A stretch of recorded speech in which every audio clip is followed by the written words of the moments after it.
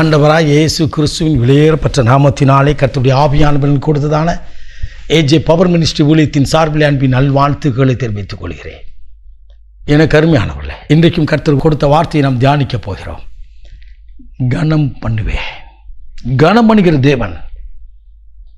1 Samuel புத்தகம் 2ஆம் அதிகாரம் 30வது இறைவார்த்தை விதமாய் சொல்கிறது.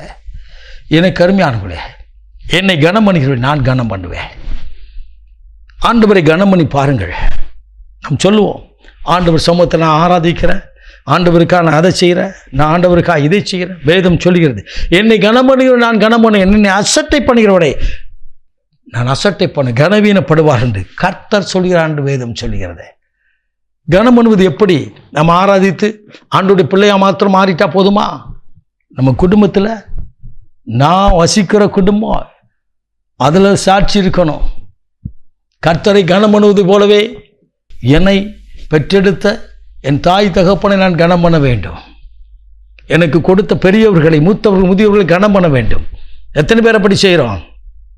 தேவாலயத்துக்கு வந்தால் அப்படி ஆராதிக்கிறோம். ஆராதிக்கும் போது அப்படித்தான் ஐயா, பரலோகமே திறந்து இறங்கி வந்தது போல் ஒரு உணர்வோடு நம்ம ஆராதிக்கிறோம். ஆவியில் ஆராதிக்கிறோம், வீட்டிலே மாமிசத்தில் வெளிப்படுகிறோம். கொஞ்சம் யோசித்து பாருங்கள். பெற்றெடுத்து வளர்த்து ஆளாக்கி நம்ம குடும்பமாக்கி வைத்த தாய் தகப்பனை கைவிட்டு விடுகிறோம். வேதம் சொல்கிறது, தாயும் தகப்பனையும் கனம் என்று சொல்லி. எபேசியருக்கு எழுதிய புத்தகம் 6ஆம் அதிகாரம் 2வது திருவசனத்தை வாசிக்கிறோம். தாயும் தகப்பனை மதிப்பதில்லை. இன்றைக்கு இன்டர்நெட் உலகம், இன்ற நாட்களில் என்ன சொல்கிறோம்? இவங்களுக்கெல்லாம் ஒன்றும் தெரியாது. இவங்களுக்கெல்லாம் என்ன தெரியும்? அவங்களுக்கு ஒன்றுமே தெரியாது. ஒன்று தெரியும், ஆண்டவர் கொடுத்த பிள்ளையை உருப்படியாக வளர்த்து உன்னையும் என்னையும் ஆளாக்கி வைத்திருக்கிறார்கள், குடும்பமாக்கி வைத்திருக்கிறார்கள். எத்தனையோ இரவுகள், எத்தனையோ பகல்கள், இரவிலும் பகலிலும் கண் விழித்து உன்னையும் என்னையும் பாதுகாத்து வந்திருக்கிறார்கள். ஆண்டவருக்கு கூட சில வேளையில் கொடுக்க வேண்டிய கணத்தை கொடுக்கறது இல்லை. இந்த ஞாயிற்றுக்கிழமை வந்து அடுத்த ஞாயிற்றுக்கிழமை தான் வர்றது. அப்புறம் தான் பைபிளை தூக்கிட்டு ஆண்டவர் சமூகத்துக்கு வந்துருக்குது. வந்தால் நீதிமான் போல் இருக்கிறது. மற்ற 6 நாட்கள் நாம் எப்படி இருக்கிறோம்? ஆண்டவரை கனம் பண்ணுகிறோமா? ஆண்டவர் சமூகத்தை நிற்கணுமா? ஒரு ஆலயம் கட்ட வேண்டும், ஒரு இடம் வாங்க வேண்டும், ஒரு காரியத்துக்கு கொடுக்க வேண்டாம், அதுக்கு கொடுக்கறதுக்கு ஆயத்தமாக இருக்கிறோம்.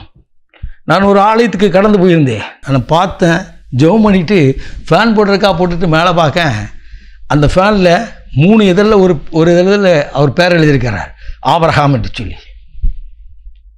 அந்த ஃபேனே பழைய ஃபேன் ஆயிடுச்சு. எந்த வருஷத்தில் வாங்கி போட்டாரோ தெரியாது.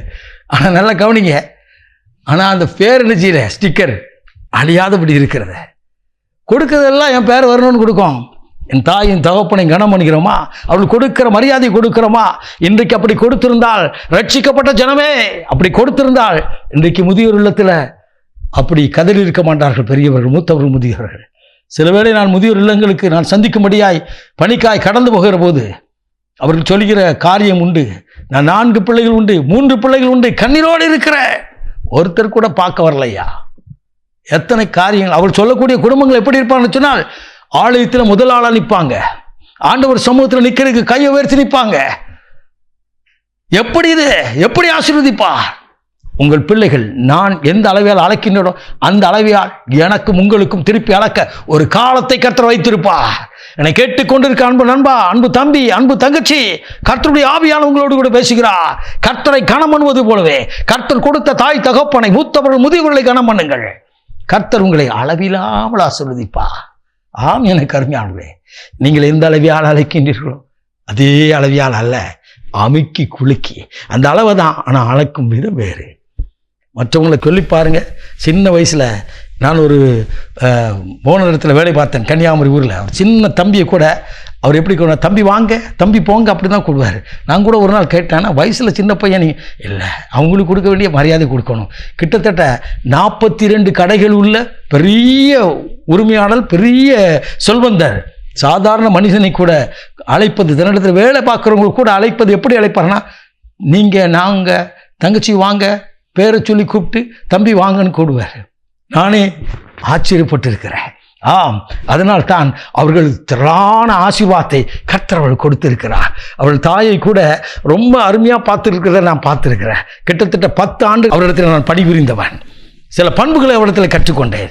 என்னை கேட்டுக்கொண்டு அன்பு நண்பா, கர்த்தரை கனம் பண்ணுவது போல கர்த்தர் கொடுத்த தாய் தகப்பனை குடும்பங்களை கனமணிப்பார்கள்.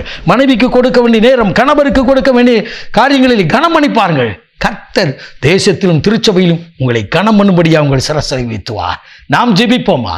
மகா பரிசுத்தமுள்ள தகப்பனை, இந்த அற்புதமான வேலைக்காய் சோதரிக்கிறோமப்பா. இன்றைக்கும் கனம் பண்ணுவேன் என்று சொன்னவ உம்மை கனம் பண்ணுகிற, உம்முடைய வார்த்தையை கனம் பண்ணுகிற, உம்முடைய வல்லமை உள்ள வார்த்தைகளை கனம் பண்ணுகிற ஒவ்வொருவரையும் தேசத்திலும் திருச்சபையில் தேவ ஜனங்கள் மத்தியிலும் கனம் பண்ணுவீராக. எல்லா மகிமையும் மக்கள் செலுத்துகிறோம் இயேசுவின் மூலம் பிதாவே. ஆமென். ஆமென். God bless you.